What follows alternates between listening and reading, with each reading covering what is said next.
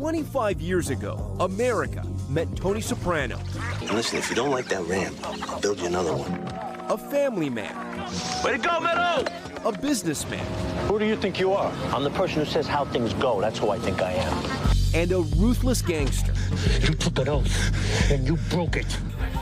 The cast of The Sopranos, along with creator David Chase, sat down with today at the Tribeca Film Festival to mark the 25th milestone with the premiere of a new documentary, Wise Guy, David Chase and The Sopranos. Why are we still talking about The Sopranos 25 years later? Why? Because the writing was incredible. Because of streaming, it's all over the world. More people watch The Sopranos now than watched it when it was on originally. David, Tony was a ruthless killer, and yet America loved him. Why do you think that was? They're ruthless killers. They loved him because Jim had some magic in him, but you saw this damaged heart or something in that character. Are you in the mafia? The HBO show America couldn't get enough of ran for 6 seasons, 86 one-hour episodes. Millions tuned in. Actor Steve Schirripa, a comedian at the time, remembers watching season 1 and then getting cast in the show. It was like an out-of-body experience. I'm saying I just watched these guys last week. Now I'm here in Jim's trailer studying lines with Dominic and Jim, and it was like, am I really here? How did I get here? Jamie Lynn Sigler and Drea De Matteo thought they were auditioning for something completely different, a show about opera. For the pilot, everyone said clean slate, hair in a ponytail, you know, always look very basic. And when I got there, I was like, this is about Italians. Jamie, I heard that after your audition, you asked David if you needed to sing. All the information I was given was a 16-year-old Italian-looking girl for a show called Sopranos. I come from a musical theater background, so I was stoked thinking it was going to be singing for television. Yeah. So I think I remember kind of looking around, noticing there's no accompanist, or like, so should I sing a cappella? And I remember David telling me that was not necessary. Part of the success of the show was a perfect balance of drama and comedy. But there were a lot of characters who came and went, especially when they crossed Tony. Joe, I want to ask you about this one, where Tony killed you. That choking, that fight scene. What do you remember about shooting that scene and the acting? I remember that if I had 20 more pounds on Tony, the show would have been called The Sopranos.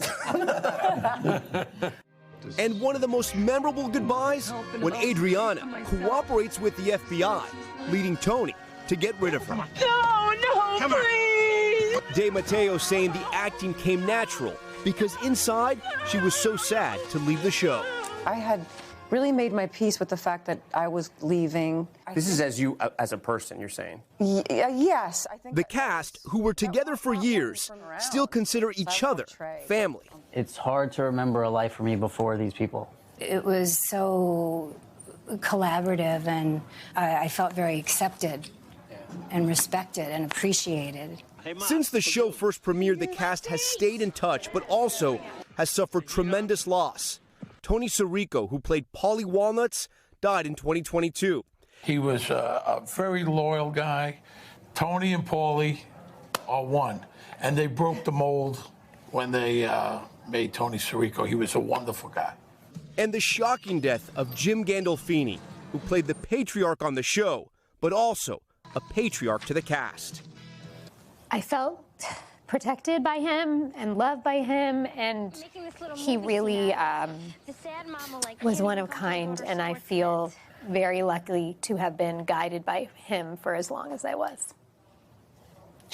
You know, as great an actor as he was an even better guy. Yeah. The cast still find moments of levity with each other, an old story, an inside joke, or a song from Dominic Canese, who played Junior.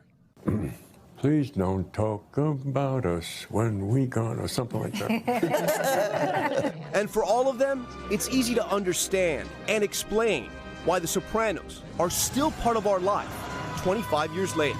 Listening to all this, and you asking these questions, it's bringing back all these scenes with these amazing people, amazing actors. They were all so good. You can still watch The Sopranos on Max right now. I started rewatching and I'm hooked again. But the cast pointed out something that really no longer happens. When it came out on Sunday nights, people got together. They made it an event, and you had to wait till the next week for another episode. It was pre-binge, which they believe made it even more special. And guys, I spent about an hour with them. So those are all the stories we could put on morning television. The stories that are a little bit more explicit are hysterical. I mean, they had such a good time, and they were like family. They hadn't seen each other. They came together. It felt like you were at like a high school reunion. It was very cool. So is there an uncut version? Oh my God, there's an uncut version that would be so highly rated. Put it on Peacock. On YouTube. Put it on Peacock. Yeah. That was great, Tom. Thank you. That was a great trip down memory lane.